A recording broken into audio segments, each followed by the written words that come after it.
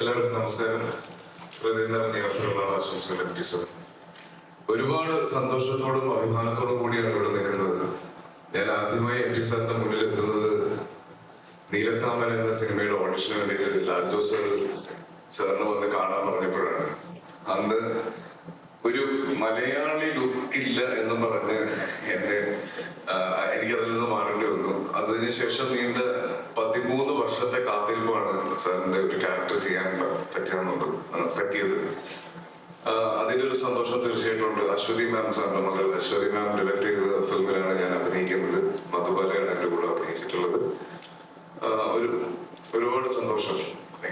തീർച്ചയായിട്ടും ആസിഫ്, അപ്പോൾ മലയാള സിനിമയിലെ ഏറ്റവും മികച്ച 3 താരങ്ങൾ ഈ വേദിയിൽ നിൽക്കുമ്പോൾ ഇവരോടൊപ്പം ചേരാൻ വേണ്ടി I'd like to request Mr. Manish Kalra, Chief Business Officer, C5 India, to come and join these gentlemen here.